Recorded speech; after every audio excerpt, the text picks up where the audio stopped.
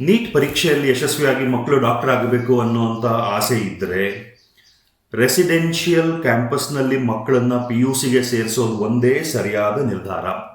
ಯಾಕದನ್ನು ಹೇಳ್ತೀನಿ, ಮಕ್ಕಳು ಯಾಕೆ ಫೇಲ್ ಆಗ್ತಾರೆ, ತಮಗೆ ಬೇಕಾದನ್ನು ಸಾಧಿಸೋದಕ್ಕಾಗದೇ ಇರೋದಕ್ಕೆ ಯಾಕಾಗುತ್ತೆ ಅನ್ನೋದನ್ನು ಯೋಚನೆ ಮಾಡಿ. ತುಂಬ ಡಿಸ್ಟ್ರಾಕ್ಷನ್ ಇರುತ್ತೆ, ಮೊಬೈಲ್ ಫೋನ್ಗೆ ಅಡಿಕ್ಷನ್ ಆಗೋಗ್ಬಿಟ್ಟಿರುತ್ತೆ ಮಕ್ಕಳಲ್ಲಿ. ಅವ್ರಿಗೆ ತಮ್ಮಷ್ಟಕ್ಕೆ ತಾವು ಕೂತು ಓದ್ಕೊಳ್ಳೋಕೆ ಬೇಕಾಗಿರೋಷ್ಟು ಟೈಮ್ ಸಿಗೋದಿಲ್ಲ. ಇನ್ನು ಸ್ಟ್ರೆಸ್ ಜಾಸ್ತಿ ಆಗುತ್ತೆ, ಆರೋಗ್ಯದ ಮೇಲೆ ಗಮನ ಕೊಡೋಕ್ಕಾಗೋದಿಲ್ಲ, ತುಂಬ ಓಡಾಟ ಆಗ್ತಾ ಇರುತ್ತೆ ಮನೇಲಿ ಇದ್ಕೊಂಡು ಓದುವಾಗ.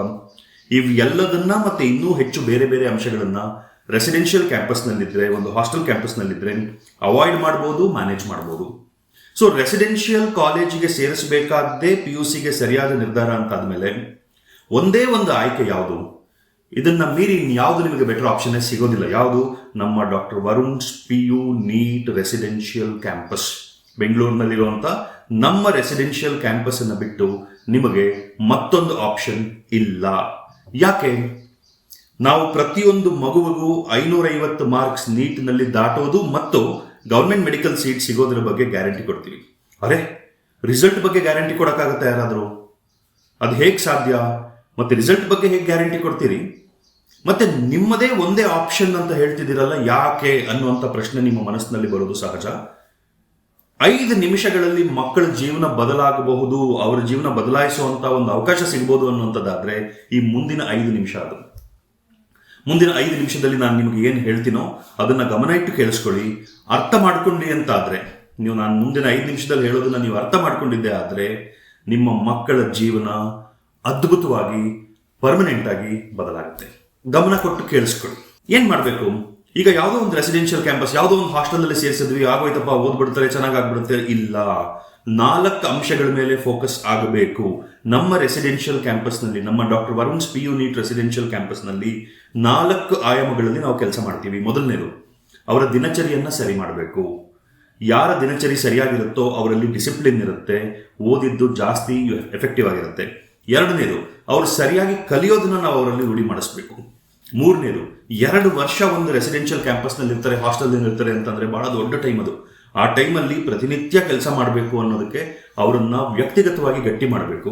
4ನೇ ಆಯಾಮ ಏನಂತಂದ್ರೆ, ಎಕ್ಸಾಮ್ ಪರ್ಫಾರ್ಮೆನ್ಸ್ ಚೆನ್ನಾಗಾಗೋದಕ್ಕೆ ಏನ್ ಬೇಕೋ ಆ ತಯಾರಿ ಮಾಡಬೇಕು. ನಾವೇನ್ ಮಾಡ್ತೀವಿ? ಮೊದಲು ಅವರ ದಿನಚರಿಯನ್ನ ಸ್ಟೆಬಿಲೈಸ್ ಮಾಡೋದಕ್ಕೆ, ದಿನಚರಿಯನ್ನ ಫಿಕ್ಸ್ ಮಾಡೋದಕ್ಕೆ 6 ಅಂಶಗಳು. ಬೆಳಗ್ಗೆ 5ಕ್ಕೆ ಏಳಬೇಕು, ರಾತ್ರಿ 11ಕ್ಕೆ ಮಲಗಬೇಕು. ಪ್ರತಿದಿನ 1 ಗಂಟೆ ಯೋಗ ಮಾಡ್ತಾರೆ, ಪ್ರತಿದಿನ 1 ಗಂಟೆ ಹೊರಗಡೆ ಆಟ ಆಡ್ತಾರೆ ಗ್ರೌಂಡಲ್ಲಿ. ನಮ್ಮ ಕ್ಯಾಂಪಸ್ 17 ಎಕರೆ ಕ್ಯಾಂಪಸ್. ಆಟ ಆಡೋದಕ್ಕೆ, ಅವರಿಗೆ ಸೇಫ್ಟಿಗೆ, ಸೆಕ್ಯೂರಿಟಿಗೆ ಬೇಕಾದಷ್ಟು ಅವಕಾಶ ಇದೆ. ಸೊ 5ಕ್ಕೆ ಏಳಬೇಕು, 11ಕ್ಕೆ ಮಲಗಬೇಕು, ದಿನ 1 ಗಂಟೆ ಯೋಗ ಮಾಡಬೇಕು, ದಿನ 1 ಗಂಟೆ ಆಟ ಆಡಬೇಕು. ಅದ್ಭುತವಾದ ಪೌಷ್ಟಿಕವಾದ ಆಹಾರ, ಸಕ್ಕರೆ, ಮೈದಾ ಮತ್ತು ಎಣ್ಣೆಯಲ್ಲಿ ಕರೆದಿರುವಂಥ ಪದಾರ್ಥಗಳು ಇಲ್ಲದೇ ಇರುವಂಥ ಆಹಾರ. ಮೊಬೈಲ್ ಆಗಲಿ, ಯಾವುದೇ ಎಲೆಕ್ಟ್ರಾನಿಕ್ ಗ್ಯಾಡ್ಜೆಟ್ಸ್ ಆಗಲಿ ಜೊತೆನಲ್ಲಿ ಇಟ್ಕೊಳ್ಳೋ ಹಾಗಿಲ್ಲ. ಸೊ ಡಿಸ್ಟ್ರಾಕ್ಷನ್ಸ್ 90% ಅಲ್ಲೇ ಹೊರಟೋಯ್ತು. ಮತ್ತೆ ಪ್ರತಿನಿತ್ಯ 11 ಗಂಟೆಗಳ ಅಧ್ಯಯನ, ಇದು ಅವರ ದಿನಚರಿ. ಇದಲ್ಲದೆ ನೆಕ್ಸ್ಟ್ ಏನು?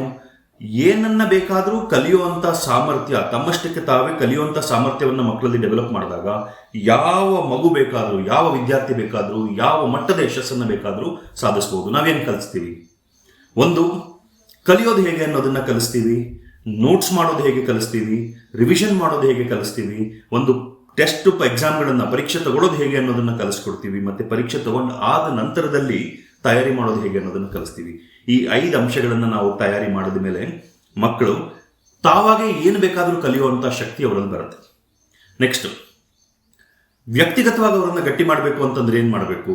ಅವರ ಹ್ಯಾಬಿಟ್ಸ್, ಆಟಿಟ್ಯೂಡ್ಸ್, ಮೈಂಡ್ ಸೆಟ್, ಅವರ ಅಭ್ಯಾಸಗಳು, ಧೋರಣೆಗಳು ಮತ್ತು ಮಾನಸಿಕತೆ, ಈ 3ಅನ್ನ ಫಿಕ್ಸ್ ಮಾಡಬೇಕು. ಈ 3 ಸರಿಯಾಗಿದ್ದರೆ ಸಮಸ್ಯೆಗಳನ್ನು ಎದುರಿಸೋ ಶಕ್ತಿ ಮತ್ತು ಸವಾಲುಗಳನ್ನು ಎದುರಿಸಿ ಗೆಲ್ಲೋ ಶಕ್ತಿ ಮಕ್ಕಳಲ್ಲಿ ಬರುತ್ತೆ. 4ನೇ ಭಾಗ ಏನು? ಪರ್ಫಾರ್ಮೆನ್ಸ್ ಚೆನ್ನಾಗಾಗಬೇಕು ಅಂದ್ರೆ ಏನು ಮಾಡಬೇಕು? ಅವರಿಗೆ ಒಂದು ಆಕ್ಷನ್ ಪ್ಲಾನ್ ಡೆವಲಪ್ ಮಾಡ್ಕೊಳ್ಳೋದನ್ನ ಕಲಿಸ್ಬೇಕು. ಮತ್ತೆ ಎಕ್ಸಾಮ್ ಪರ್ಫಾರ್ಮ್ ಮಾಡೋದಕ್ಕೆ, ಎಕ್ಸಾಮಲ್ಲಿ ಚೆನ್ನಾಗಿ ಪರ್ಫಾರ್ಮ್ ಮಾಡೋದಕ್ಕೆ ಬೇಕಾಗಿರೋ ಸ್ಟ್ರಾಟಜಿ ಕಲಿಸ್ಬೇಕು. ಈ 4 ಆಯಾಮಗಳಲ್ಲಿ ಕೆಲಸ ಮಾಡುವಂಥ ಇನ್ನೊಂದು ಇನ್ಸ್ಟಿಟ್ಯೂಷನ್ ನಿಮಗೆ ಸಿಗೋದಿಲ್ಲ. ಬೆಂಗಳೂರಿನಲ್ಲಷ್ಟೇ ಅಲ್ಲ, ಕರ್ನಾಟಕದಲ್ಲಷ್ಟೇ ಅಲ್ಲ, ಇಡೀ ದೇಶದಲ್ಲಿ ನಿಮಗೆ ಈ ಥರ ಕೆಲಸ ಮಾಡುವಂಥ ಮಕ್ಕಳ ಜೊತೆ ಯಾವುದೇ ಒಂದು ಇನ್ಸ್ಟಿಟ್ಯೂಷನ್ ಸಿಗೋದಿಲ್ಲ. ಕಳೆದ 20-25 ವರ್ಷಗಳಿಂದ ಪ್ರಯೋಗಗಳ ಮುಖಾಂತರ ಬೇಕಾದಷ್ಟು ಸಾವಿರಾರು ಜನ ವಿದ್ಯಾರ್ಥಿಗಳಿಗೆ ಲಾಭ ಮಾಡಿರುವಂಥ ವ್ಯವಸ್ಥೆ ಇದು.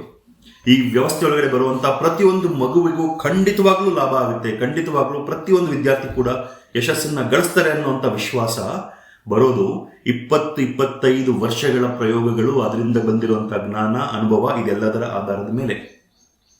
ಇದೆಲ್ಲದನ್ನ ಮಾಡುವಾಗ ನಿಮ್ಮ ಮಕ್ಕಳು ಬರೀ PUC-ನಲ್ಲಿ ಒಳ್ಳೆ ಮಾರ್ಕ್ಸ್ ತಗೊಳ್ಳೋದಷ್ಟೇ ಅಲ್ಲ, ಬರೀ ನೀಟ್ ಎಕ್ಸಾಮನ್ನು ಚೆನ್ನಾಗಿ ಪಾಸ್ ಮಾಡಿ ಮೆಡಿಕಲ್ ಸೀಟ್ ತಗೊಳ್ಳೋದಷ್ಟೇ ಅಲ್ಲ, ಜೀವನದಲ್ಲಿ ಅವ್ರು ಅನ್ಕೊಂಡಿದ್ದೆಲ್ಲದನ್ನು ಸಾಧಿಸೋದಕ್ಕೆ ಬೇಕಾಗಿರುವಂಥ ಸಾಮರ್ಥ್ಯ, ಅವರಲ್ಲಿ ಆಲ್ರೆಡಿ ಇರುವಂಥ ಸಾಮರ್ಥ್ಯ ಜಾಗೃತವಾಗುತ್ತೆ.